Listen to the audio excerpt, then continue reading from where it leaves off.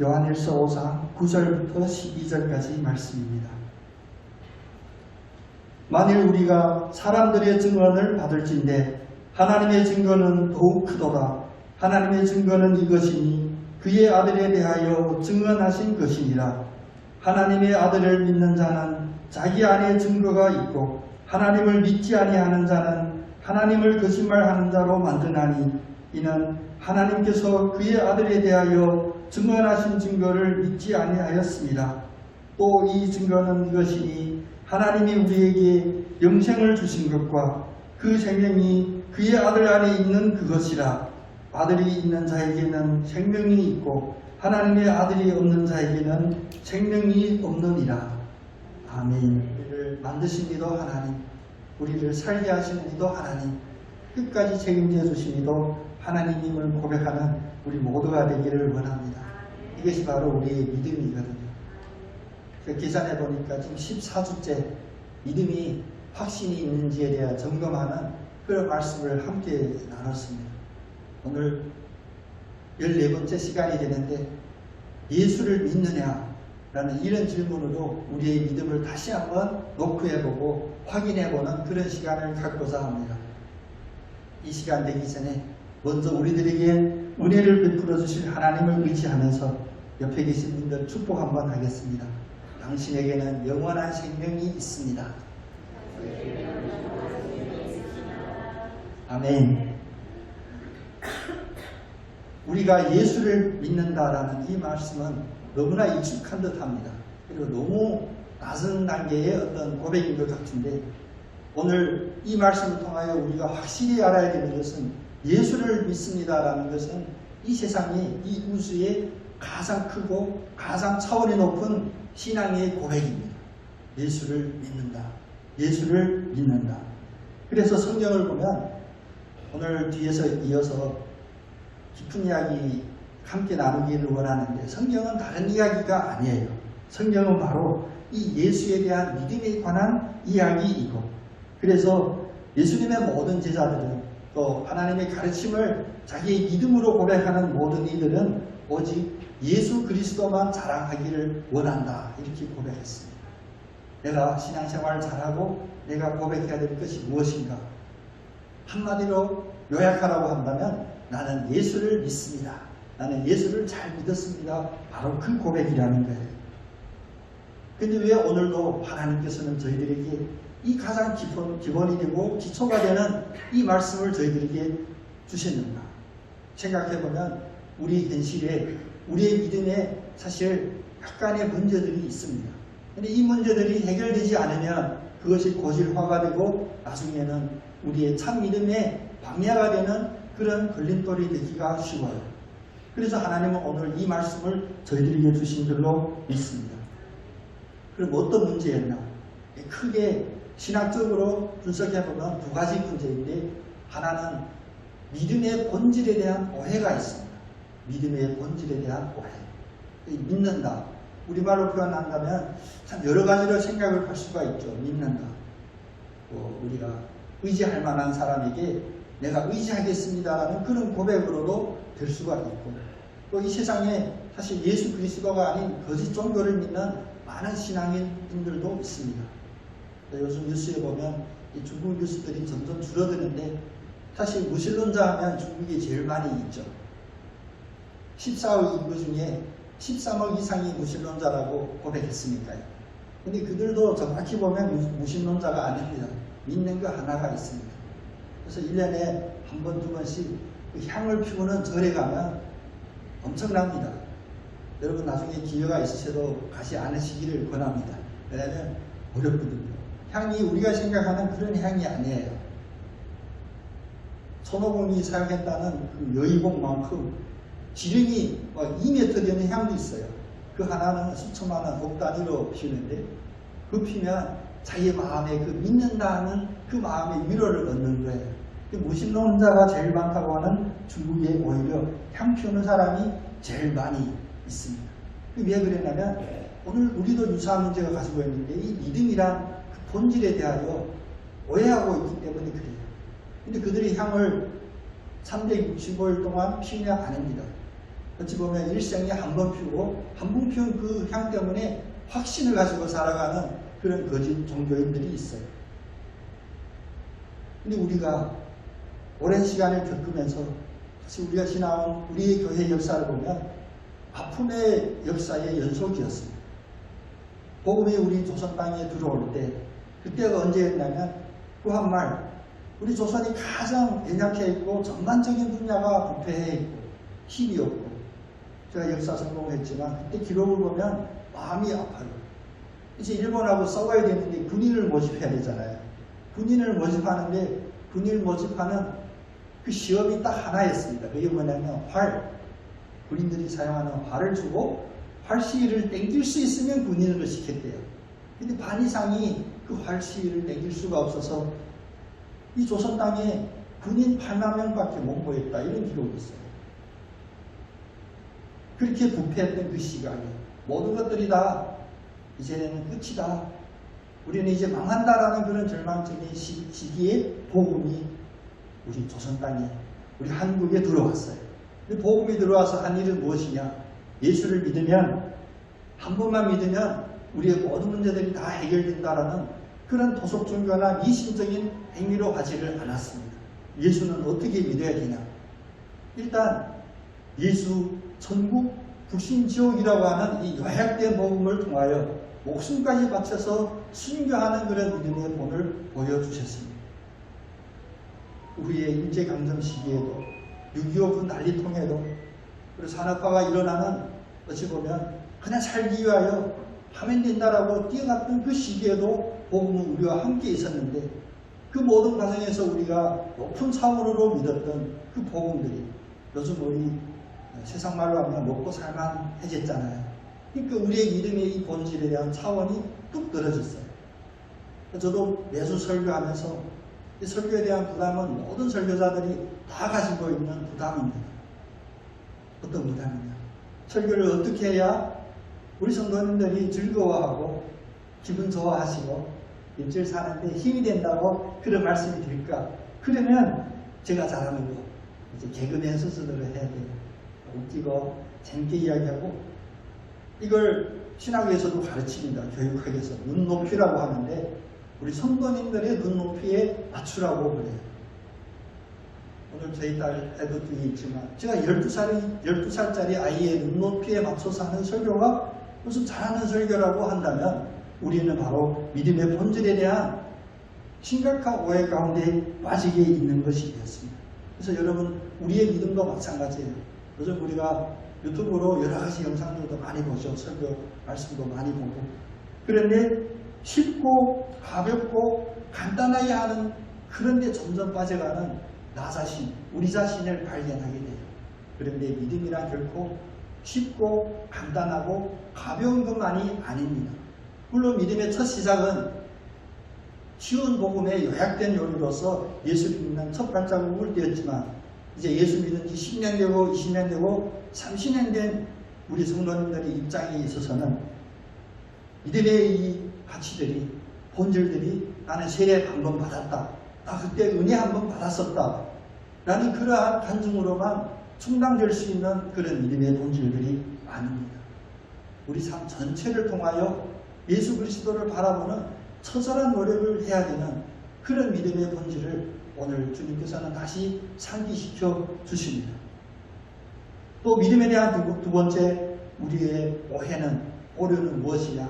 이 믿음의 방향과 믿음의 목적에 대하여 우리는 지금 착각하고 있습니다.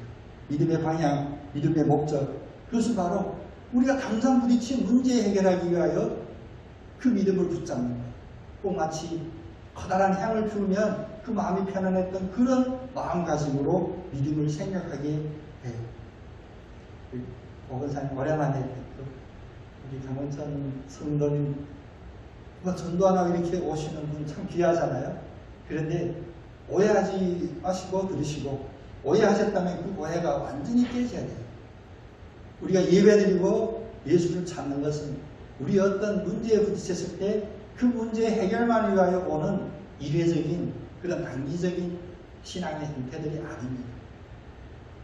제가 선교사로 있을 때 많은 경험들을 주님께서 훈련시키면서 하게 해주셨는데 중국 교회 성도들 모이면 참 안타까워요. 왜냐하면 먹고 사는 문제 해결이 안 된 성도들이 많거든요.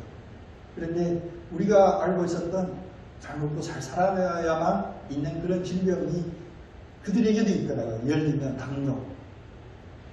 한번 집회하는데 한 180명이 모였었어요.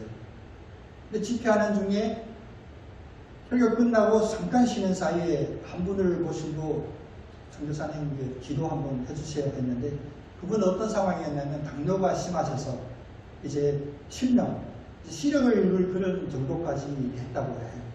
그런데 제가 좀 엉뚱하잖아요. 하나님은 저를 엉뚱하게 사용하십니다. 제가 상식적으로 행동하면 여러분 조심하셔야 돼요. 엉뚱하게 행동해 아무 목사가 제대로 정상적으로 사는군요. 근데 갑자기 하나님은 어떤 감동을 줬냐면 안수해야 될 그 상황에 기발한 마음을 주셨어요. 중국 사발도 크거든요. 흰 야갈에 하얀 설탕을 확 부어서 물 했는데 타지지도 않아요. 그걸 갖고 왔어요. 드십시오. 그러니까 뭐 당뇨에 설탕을 이거 완전 도약인데 드실 수 있나? 드십시오. 그 드셨어요. 근데 저희 같이 다니는 중에 나중에 저희 교회에 꼭 오고 싶다고 계속 지금 연락 오시는 우리 목사님이세요. 중국 현지 목사님, 장애 가지신 목사님이신데 그분이 침도하시고 여러 가지 해요. 근데 늘 저만 보면 그 피 뽑아서 당뇨 체크하거든요. 근데 그거 마시고 나서 같이 동성으로 기도하고 역시 그런 생각 가신 분이 계셨어요. 그분이 그 환자된 성도님의 피를 뽑아서 검사한 거예요. 그런데 여러분 준비하십시오. 마음에 할렐루야 할 준비를 하고 계셔야 돼요. 정상 수치로 측정이 된 거예요. 자기 일이 아니라고 할렐루야 안 하시네. 근데 그날 저녁엔 그분이 얘기 안 하셨어요. 왜냐면 혹시라도 그 다음 아침 식사하기 전에 다시 한번 체크하고 식사 후에 다시 체크하고 그리고 오전 강의 마치고 쉬는 시간에 그분이 자기 간증할 거 있으시다고 그 왕 목사님이 나오셨어요. 저분이 지금 수치가 정상이 됐대요. 그분은 당뇨 때문에 그 현장에 나왔을 수 있어요. 근데 저는 그 왕 목사님 보고 침 한번 놔주시라고 부탁하지를 않았어요. 왜? 제 마음에는 믿음이 부족한 저지만 그래도 주님께서는 제 마음에 믿음의 목표와 방향을 알게 해주신 그 은혜가 있었어요. 그게 안수하여서 하나님 아버지 이분의 이 아들의 당뇨가 당장 사라지게 나사렛 예수의 이름으로 선포하는 이런 마음을 주신 것이 아니라 그에게는 예수 그리스도가 모든 문제의 해결이고 궁극적인 해결이고 일시적이 아니라 영원한 영생까지의 해결인 것을 알게 해주려고 하는 그러한 하나님의 마음이 느껴졌어요. 그분만 마음이 있은 것이 아니라 그날 그 집회에 있는 다들 제가 그때 무슨 강의를 했는지 기억을 못해요. 심지어 제 자신도 그때 무슨 강의 했는지 기억이 안 나는데 그 일만은 계속 기억이 돼요. 지금은 어떠냐? 여러분 궁금하시죠? 믿음이 약하면 지금이 어떠냐 궁금하거든요. 믿음이 좋으면 지금이 궁금하지 않아요. 그때 역사하신 하나님만 궁금하지. 제가 감사하게 고백드릴 수 있습니다. 그분이 지금까지도 물론 완치해서 뭐 그런 상황은 아닐지라도 생활하시는데 전혀 불편함 없이 교회 열심히 섬기고 있다고 해요. 우리가 문제 해결을 위하여 교회를 온다면 여러분 이렇게 가뭄에 뭐 콩 하나 나듯이 이렇게 오셔서는 안 돼요. 하루 24시간 내내 저희 가족교회 오셔야 돼요. 여러분 아시겠죠? 우리가 이런 오해를 갖고 계세요. 문제가 있을 때 어쩌다 한번 문제가 심각하면 교회 와서 기도하고 예배드리는 그걸로 문제가 해결될 것이라고 믿는 그 믿음 얼마나 허망하고 그 논리도 얼마나 취약합니까? 근데 우리는 왜 그걸 몰랐을까요? 생각하지를 않아서 그랬어요. 오늘 본문 말씀을 보면 우리의 믿음이 혹시라도 나의 현실적인 문제를 해결하기 위한 그런 해결책으로 붙잡고 있다면 우리야말로 얼마나 불쌍한 상황에 처해 있는 것이고 우리의 영혼은 얼마나 심각하고 두려운 현실에 부딪혀 있는지를 우리를 알게 합니다. 좀 어려운 이야기로 우리 요약해봤는데 우리는 생물학적인 생명이 아닌 영적인 생명에 관심이 있어야 돼요. 같이 한번 고백해 볼까요? 이 어려운 이야기는 이렇게 반복해야 기억이 됩니다. 우리가 같이 한번 고백해 볼 텐데 어떻게 고백하냐? 생물학적인 생명에 관심을 두는 것이 아니라 영적인 생명에 관심을 둡시다.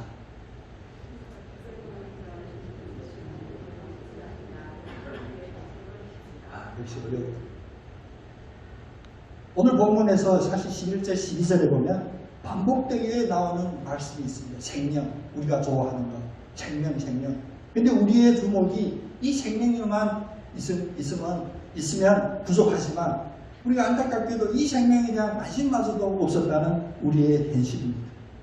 결국 믿음의 목적, 믿음의 방향은 영혼의 구원받음에 있음을 우리가 잊지 말아야 됩니다. 우리의 현실의 문제가 아닌 이런 낮은 차원의 문제들이 아닌 철학으로 말하는 형리상학, 쉽게 말하는 사상, 이념, 그것보다 더 위에 있는 우리 영혼의 구원에 관심 있는 이 믿음의 방향과 목적을 온전히 붙잡아야 됩니다. 그러면 이 오류를 해결하기 위한 말씀으로 오늘 하나님이 이 말씀을 주셨는데 그 말씀으로 다시 들어가 봅니다. 그렇다면 이 믿음의 본질은 무엇일까? 오늘 9절 말씀을 시작하는데 하나님의 증거가 나와요. 하나님이 증거를 해주신 거예요. 이 믿음은 참이다. 이 믿음에는 그 은혜가 있다. 이것만 진실이다라는 하나님의 증언이 있다고 해요. 근데 그 증언은 무엇이냐? 우리 9절부터 12절까지의 말씀을 보면 특히 9절에 보면 하나님의 증거는 이것이니 같이 봐요. 하나님의 증거는 이것이니 그의 아들에 대하여 증언하신 것이니라. 여러분 아멘이신가요? 믿음의 증거를 주시는데 그 믿음의 증거가 무엇이냐? 하나님이 증언하시기를 자기 아들에 대한 예수에 대한 증언이 바로 그것이다 라고 합니다. 아니 내가 담요가 있으면 기도받고 은혜 받아서 그게 해결되기를 위해서 왔는데 이건 도대체 믿지 않는 건 아닌데 잘 이해는 안 되는 이야기죠. 하나님이 우리에게 주신 그 말씀이 무엇이냐? 바로 예수 그리스도에 대하여 보이는 것. 예수 그리스도는 역사적인 예수 그리스도는 2000년 전에 십자가에 못 박혀 돌아가셨습니다. 그리고 그 제자들은 눈으로 확인했습니다. 부활하여 천국으로 올라가셨다. 그런데 2000년 뒤에 있는 우리들에게는 도마처럼 예수님의 그 손에 있는 못자국 만져보고 싶어도 옆구리에 있는 그 창자국을 만져보고 싶어도 우리에게는 가능성이 없어요. 현실적으로. 근데 우리가 이렇게 고백하는 생명이 있다라고 고백하는 그 예수님은 어디에 있냐? 바로 우리의 믿음 안에 있는 거거든요. 믿음 안에. 다시 말하면 우리 눈에 보이지 않는 그런 예수님을 우리는 지금 믿고 있다고 고백하는 것입니다. 근데 이 믿음이 비현실적이고 좀 이야기 환상 같고 신화 같은 이야기냐? 아닙니다. 성경의 고백들은 바로 우리가 이런 믿지 않는 것을 실상으로 믿는 것이 우리의 믿음이라고 하였습니다. 히브리서 11장 1절에 믿음은 바라는 것들의 실상이요 보이지 않는 것들의 증거이다. 우리가 간절히 바라고 우리가 간절히 바라는 것 중에는 보이지 않는 것들이 많이 있어요. 근데 간절히 바라는 그것들이 현실로 이루어질 것이라고 하는 것을 믿는 믿음이 바로 우리의 믿음입니다. 예수님도 똑같은 논리로 설명할 수가 있어요. 막연한 상상이나 환상이 아니라 우리의 마음속에, 우리의 생각 속에, 우리의 소원 속에 간절히 바라는 그 정점에 바로 예수님이 계시는 겁니다. 그런데 더군다나 우리에게 확신을 줄 수 있는 것은 바로 그 예수님에 대하여 하나님이 증언하셨다는 것입니다. 구약성경에서 예수님을 찾아보기, 신학교 과정 중에 그런 제목들이 있습니다. 구약성경을 읽으면서 예수 그리스도를 찾아내기. 그런데 어려운 작업이 아니에요. 왜냐? 바로 우리의 눈에 보이지 않지만 우리가 간절히 바라는 그것이 실상임을 믿는 것이 바로 예수 그리스도를 만나는 것입니다. 여러분 지금 예수님을 만나고 계십니까? 우리의 간절한 소원이 예수님께 궁극적으로 그 방향과 목적이 있는 것을 여러분 알고 계십니까? 혹시라도 우리 간절한 소망이 더 위로 가서 예수 그리스도에게 궁극적으로 모여지지 않으면 우리의 간절한 그 소원은 세상이 말하는 환상이나 우리의 머릿속에 교육으로만 끝날 수가 있습니다. 그런데 믿음의 그 목적이 있게 된다면 성령이 하나님의 말씀으로서 우리들에게 증언하는 것은 무엇이냐? 바로 보이지 않는 그것들이 실상임을 우리에게 알려줍니다. 대표적인 게 우리 아브라함, 노아, 그에게 모든 인물들이 다 보이지 않는 그 간절함을 실상으로 만났던 이들이거든요. 여기서 간단히 노아만 든다면 어찌 보면 코로나 이 사태 속에서 우리가 묵상해야 될 인물 중에 한 인물이 바로 노아인 것 같아요. 노아가 있었던 그 시대는 우리가 코로나 이전에 우리가 살았던 시대보다 더 풍요롭게 살았어요. 모든 것들이 넉넉했습니다. 심지어는 그들의 믿음, 그들이 신앙생활하기도 너무 좋았어요. 요즘 우리 눈은 세상으로 꽉 차 있어서 영적인 것, 하나님의 천사들도 잘 보이지 않죠. 우리 귀에는 트롯은 잘 들리는데 이제 하나님의 말씀도 잘 들리지 않죠. 근데 노아가 살았던 그 시대는 하나님의 사람들도 볼 수 있었고 왕래하는 것도 있었고 하나님이 수시로 우리가 카톡하듯이 영적으로 소통함을 느끼면서 살았던 그런 시대입니다. 그런데도 불구하고 사람들이 물질로 풍요로워지니까 이런 것들이 영적인 기능들이 하나하나 퇴시하게 됐어요. 그래서 하나님이 노아에게 특별히 노아에게 경고의 말씀을 예언의 말씀을 먼저 주십니다. 대비하라. 대비하라.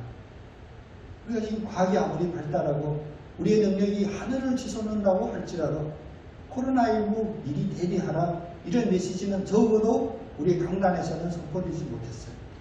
적어도 내가 보는 사이언스 과학 잡지에서 이 이야기를 듣지를 못했어요. 하나님은 노아에게 그 태평성지에서 홍수와 같은 심판을 대비하라고 했어요. 그런데 하나님 이 말씀이 노아에게만 주셨습니까? 아닙니다.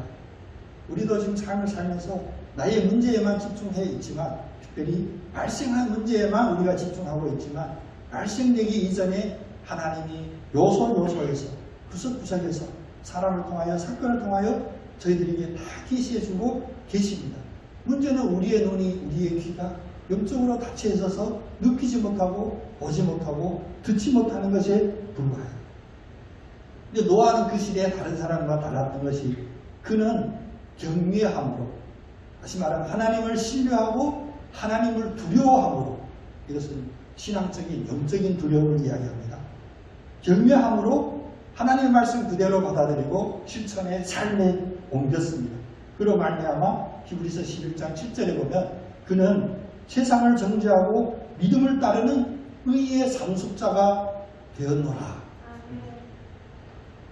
땅에 있는 모든 인간이 홍수에 잠길 때 오직 노아와 그 가정만이 구원을 받았는데 의의 상속자가 되었는데 그 이유는 무엇이냐?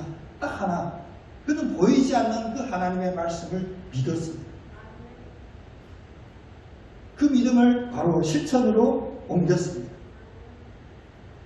하나님의 말씀, 하나님의 증언 우리가 신중하고 무겁고 경외함으로 받으시기를 바랍니다. 특히 하나님을 믿는 사람이라고 한다면 특별히 성경의 이 말씀 한 구절 한 구절을 무겁게 진중하게 받아들이시기를 간절히 축원드립니다. 오늘 복음 말씀은 성자 곧 나사렛 예수에 대한 하나님의 증언이라고 했어요. 근데 이런 증언의 목적은 무엇일까?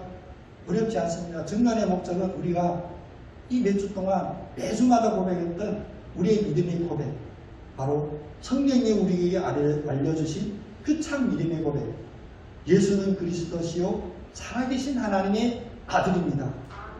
이 고백을 하나님께서 증언하셨다는 것입니다. 물론 아픈 이에게, 막힌 이에게, 관계가 깨진 이에게 예수는 그리스도시요 살아계신 하나님의 아들입니다 하면 붕뜬 이야기 같지만 그 본질이 바로 여기에 있다는 것입니다. 우리 요새 코로나 상황도 어렵지만 뉴스를 보면 참 혼란스러울 수도 있다 생각이 들어요. 특히 여러 가지 우리가 지도자들의 이야기들을 들으면 이야기도 진실이 아닌 것 같고 저것도 아닌 것 같고 저건 맞는 것 같은데 저것 역시 맞는 것 같고 뭔지를 잘 몰라요. 그럼에도 불구하고 우리가 끊을 수 없이 왜 그 뉴스들을 계속 보고 있냐. 우리는 그래도 이 마음에 실마리 같은 작은 기대가 있어요. 그래도 그분은 진실하기를, 그 말은 진실이기를, 그래서 우리에게 좋은 지도자가 되기를 위한 그런 바람 때문에 그것을 계속 바라보고 있어요. 인간이 추악함은 또 알고, 인간이 얼마나 더러운 양면성을 갖고 있는지 또 알고 있으면서도 그래도 혹시라도 우리의 지도자가 될 사람이 진실한 사람이기를 바라는 마음에 그 뉴스를 또 보고 또 보고 또 보고 있어요. 그런데 역으로 진실하시고 거짓이 없으시고 처음부터 끝까지 참이신 하나님의 말씀에 대해서는 우리는 그만큼 그 뉴스 보는 그만큼 주목하고 있습니다. 아닙니다. 이것은 단지 우리가 시간이 없어서 바빠서 라고 넘길 만한 그런 사안이 아닙니다. 오늘 심각한 고백을 우리가 함께 해야 될 텐데, 하나님의 증언의 말씀을 믿지 않으면 우리는 바로 불신자이고 우리는 바로 하나님의 배신자입니다. 그 이야기가 우리의 성식으로 이해되지 않는 이야기라 할지라도 성경에 있는 하나님의 말씀을 우리가 관심 갖지 않고 이해하려고 하지 않고, 그것이 바로 하나님에 대한 가장 큰 반역입니다. 우리가 세상에도 일만의 희망을 갖고 바라보는데 어찌 하나님의 그 말씀 앞에 우리가 의지하고 100% 마음을 열고 그대로 받아들이겠습니다라는 이런 결단을 하지 못하고 있을까요? 다시 성경을 보면 성경 고백들은 다 그랬습니다. 사무엘 선지자도 이스라엘의 지존자는 거짓이나 변개함이 바꾸거나 거짓이나 이런 것이 없으신 분이다라고 고백했고, 심지어 구약에 보면 거짓 선지자들도 나오잖아요. 거짓 선지자. 그 중에 거짓 선지자 발람도 이런 고백을 해요. 사무엘상 15장 29절에 보면 민수기 23장 19절에 보면 하나님은 사람을 아시나니 거짓말하지 아니하시고 인생을 아시나니 후회가 없으시도다. 어찌 그 말씀하신 바를 행하지 아니하시며 하신 말씀을 실행하지 아니하시랴. 거짓 선지자도 알아요. 하나님은 거짓이었고 말씀하신 그 말씀을 반드시 이루시고, 우리가 이해되지 않는 그런 말씀이라 할지라도 하나님은 사람을 알고 사람을 만드신 하나님은 그 말씀 그대로 행하신다는 것입니다. 예수는 그리스도시요 살아계신 하나님의 아들입니다. 예수는 결코 당뇨병 때문에 힘들어하는 이에게 주는 처방이 아닙니다. 구체적이고 현실적이지 않은 듯 보이죠. 그러나 보이지 않는 우리의 믿음에, 보이지 않는 우리의 영혼의 문제를 해결할 수 있는 유일한 해결책이심을 우리가 믿고 마음에 꼭 붙잡아야 되는 줄 압니다. 예수는 그리스도시요 살아계신 하나님의 아들입니다. 이 말씀을 믿지 않으면 우리에게는 믿음이 없는 것이고, 이것이 바로 다른 말로 표현하면 예수를 믿지 않는 것이고, 오늘 10절 말씀에 보니까 하나님을 거짓말하는 자로 만드는 자다라고 질책까지 받아야 마땅합니다. 삶에서 예수 믿지 않는 사람도 우리가 만나죠. 우리의 가정에도 있죠. 집집마다 왼수 한두 명씩 있죠. 좀 교회 가서 목사님 설교 들어, 유튜브 봐, 성경 좀 읽어. 대꾸하지 않지만 그 왼수는 마음으로 이야기합니다. 너나 잘하세요. 우리가 못했거든요. 우리가 안 했거든요. 그런데 그냥 우리가 우리 자신도 믿지 않고 우리 자신도 삶으로 드러내지 않는 그런 것들을 그들에게 이야기했다면 그것이 받아지겠습니까? 근데 또 다른 한 극단은 무엇이냐? 그게 받아들이지 않는 것을 알고 우리는 그들의 비유를 맞추기 시작합니다. 그들이 이야기 쉽게 해석하고, 그래서 저희 장모님 이야기해서 죄송한데, 그 장모님이 저희 고향에서 전도 왕이거든요. 그 교회의 80%가 다 저희 장모님이 전도해서. 그런데 제가 그때 장모님 전도하는 걸 보면 좀 막 부끄럽더라고요. 창피하고. 왜냐면 예수 믿으세요. 그럼 잘 될 거예요. 시장에 가도 예수 믿으면 잘 될 거예요. 예수 믿으면 장사 잘 될 거예요. 아픈 사람은 예수 믿으면 나을 거예요. 그게 저는 부끄러웠어요. 저는 철학 박사인데. 오늘 우리가 우리의 믿음을 돌아보면서 하나님 앞에 솔직하게 고백합니다. 예수 믿으면 잘 될 거예요. 맞는 이야기입니다. 그리고 초신자에게는 적당한 선교 전략이기도 합니다. 그런데 오늘 이 말씀은 사랑하는 자들아, 성도들에게 하는 이 말씀은 지금 예수 그리스도가 누구인지 질문하는 이들에 대한 이야기가 아니라 이제 로마 제국의 그 핍박 속에 이제 언제 죽을지 모르는 생사가 오가는 그 상황 속에서 예수를 믿었다고 오랫동안 신앙생활한 그 성도들에게 하는 말씀이에요. 비유에 맞춰가는, 그리고 하나님에 대한, 예수님에 대한 많은 정보를 제공하는 성경 공부에 이른 것이 아니라 긴박합니다. 긴박합니다. 바로 예수는 그리스도시요 살아계신 하나님의 아들이라는 이 믿음의 고백이 없으면 우리는 바로 불신앙자고 하나님을 믿지 않는 자고, 심지어는 하나님을 거짓말로 하는, 거짓말쟁이로 만드는 나쁜 사람이고, 우리에게는 심각한 일들이 일어난다는 거예요. 긴박한 상황에서 일어나는 일들. 그래서 성경의 요약을 보면 요한복음 3장 18절이 또 하나의 요약입니다. 그것은 무엇이냐? 예수를 믿는 자는 심판을 받지 아니하고 예수를 믿는 자에게는 이미 그에게는 심판이 이루어졌다. 어떤 심판이냐? 구원받는다고 하는 그 결론이 이루어졌다는 거예요.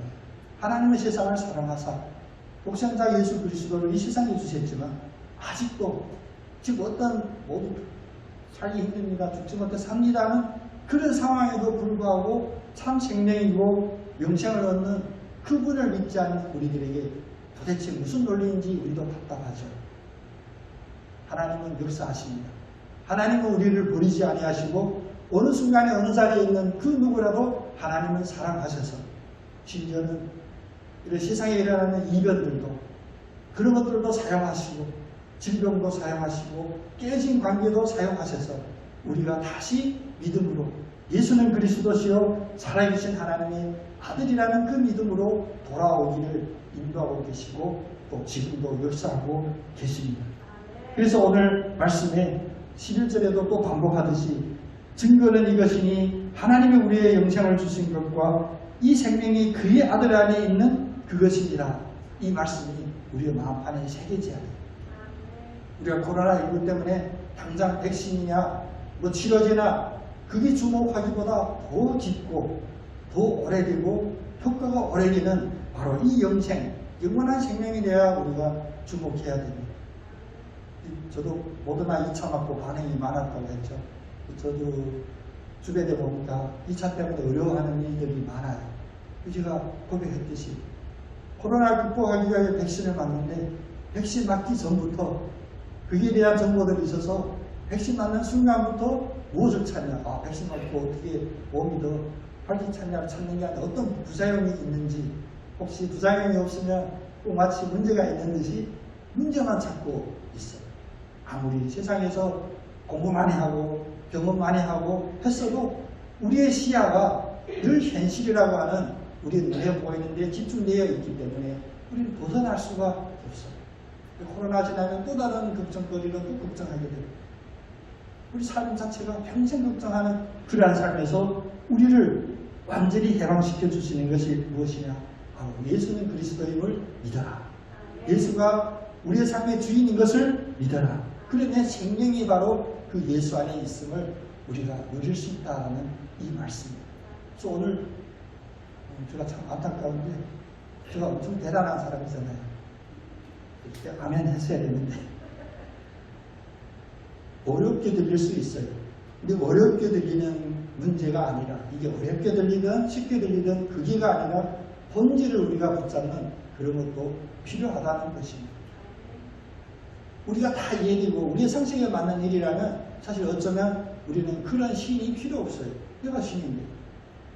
그러나 내 상식에 맞지 않고 내 기대에 맞지 않을지라도 그것이 참 본질이라고 한다면 그것을 우리가 받아들여야 되는 그런 지혜가 있어야 되는데 우리가 내가 잘났다, 내가 잘하고 있다라고 생각하는 것들을 보면 논리도 맞지 않지만 어찌 보면 지혜도 부족합니다. 그래서 우리 반석교회는 그런 은혜가 충만하기를 원합니다. 문제 있어서 교회 기도하러 기도의 자리에 올 수 있습니다. 당연히 문제 있으면 하나님 기도의 자리로 오셔야 됩니다. 그런데 들어올 때 가지고 있는 그 문제가 이제 해결받고 나갈 때는 하나님 나의 이 문제가 해결되어서 감사합니다라고 끝나는 기도가 아니라 예수가 나의 그리스도시고 하나님의 살아계신 아들입니다 라는 그 고백으로 끝나는 기도가 되기를 원합니다. 다른 말로 표현하면 수준 높은 그런 기독교인, 아니 이건 다른 말로 하면 안 되죠. 하나님이 원하시는 바로 그 믿음의 신앙으로 우리가 성숙돼야 돼요. 모든 것을 사실을 통하여, 현실을 통하여 존재를 알고 있다. 이것이 인류 역사의 시작이거든요. 근데 인간이 학문이 없고 과학이 없고 그렇다고 3,000년 전, 4,000년 전 인간이 아닙니까? 그들도 인간이거든요. 근데 그들은 오늘같이 스마트폰도 없고 컴퓨터도 없고 그런 상황에 있을 때 그들은 무엇을 했냐면 오히려 모든 것을 하나님께 의지했어요. 그래서 결국 거짓 신들도 많이 있고 우상도 많이 있고 미신도 있었지만 그들이 가진 그 주목하는 점은 관심사는 어디에 있었냐? 늘 신에게 있었어요. 근데 인간이 어느 날부터 이렇게 신에 대하여 가볍게 생각하고 신은 나에게 활용할 수 있는 한 도구로 생각했냐? 내 능력이 있다라고 생각하는 그 순간부터 했습니다. 근데 오늘에 이르기까지 우리가 아무리 핵무기 갖고 남을 겁줘도 해결이 됩니까? 우리의 인간의 한계를 인정하고 하나님 아버지가 우리의 하나님이시고 예수 그리스도 안에 영원한 생명이 있음을 고백하는 것이 가장 수준이 높고 가장 높은 학위를 취득하는 것인 줄 믿으시기를 바랍니다. 예수는 그리스도십니다. 예수는 하나님의 아들이십니다. 이런 세상에 보면 뜬구름 없는 것 같은 이런 믿음의 고백이 오늘 우리의 믿음을 점검하는 가장 확실한 시금석이 됩니다. 세상이 알지 못하고 이해하지 못할지라도 우리가 좀 아쉬운데 우리 교회 역사에서 그처럼 귀중했던 보물과 같은 그 고백이 요즘 좀 많이 사라졌죠. 그 고백이 뭐냐? 예수 천당 불신 지옥. 서울 지하철에 가면 아직도 몇 명 보인대요. 예수 천당 불신 지옥. 세상이 이해하지 못하도 세상 논리하고 맞지 않더라도 확실한 진리, 우리에게 참 생명이 되는 예수 천당 불신 지옥이 우리의 마음판에 꼭 새겨져야 됩니다. 영생을 원하십니까? 길가에 가면 도와가십니까? 이런 분들이 계신다고 하는데 저희 교회도 2, 3일에 하나씩 막 이상한 건물들을 던지고 해요. 보면 다 그럴듯해요. 그런데 어디에 허상이 있나? 바로 현실 문제로 우리를 꼬드기고 유혹하고 현실 문제로 우리를 집중하게 한다면 여러분 과감히 버리시기를 원합니다. 그렇다고 우리의 현실에 문제가 없습니까? 있습니다. 우리의 현실에 문제가 있지만 우리의 참주인은 예수 그리스도라는 이 고백이 가장 근본적인 고백이 바로 서면 우리의 질병도 우리의 건강도 우리의 사업도 우리 자녀도 우리의 학업도 모든 것이 해결될 수 있음을 확신하는 여러분 다 되시기를 원합니다. 왜 아직 안 됐냐? 아직 우리가 오늘 말씀처럼 아직도 예수를 믿느냐라는 이런 질문으로 한 시간 동안 말씀을 붙잡아야 될 우리의 상황 때문에 그렇습니다. 우리가 더 이상 나는 예수를 믿는지 안 믿는지 이런 고민마저도 하지 않고 머리부터 발끝까지 세포까지 다 예수는 그리스도입니다라는 고백이 완전히 무장이 된다면 모든 문제들이 다 떠나가고 해결받는 줄로 믿습니다. 홀로 가기 힘들죠. 특히 믿음의 이 길, 우리 세상에서 가르치는 학문과 논리에 맞지 않는 이런 세상에 사는 저희들에게 예수 믿는 건 참 쉬운 것이 아닙니다. 그래서 주님은 교회를 허락해 주셨고 주님의 교회 가운데 믿음의 성도를 형제자매들을 허락해 주셔서 내가 잘 이해 안 될 때 내가 힘 빠질 때 서로 손 붙잡고 같이 기도합시다. 같이 말씀 봅시다. 같이 예배합시다. 이렇게 가게 해주시는 거예요. 주님 다시 오실 그날까지 예수는 그리스도시고 살아계신 하나님의 아들입니다라는 이 고백을 늘 점검하면서 물론 점검 속에 우리의 부족함도 드러나지만 그래도 어제보다 더 나은 믿음의 오늘 10년 전보다 더 나은 믿음의 오늘 우리의 이런 믿음의 진보를 바라보며 천국을 향하여 나아가는 여러분 다 되시고 또 혼자 가는 길이 아니라 우리 함께 주님 오실 때까지 함께 가는 그런 믿음의 공동체 반석교회가 되기를 간절히 소원합니다. 그렇게 될 수 있도록 주님께서 은혜 베푸시고 인도해 주실 줄로 믿습니다. 한 번 믿음으로 모든 것이 해결되는 것이 아니라 순간순간 점검하고 순간순간에 점검해서 더욱더 성숙되는 믿음으로 나가는 여러분 다 되시기를 예수님의 이름으로 축복합니다. 기도하겠습니다.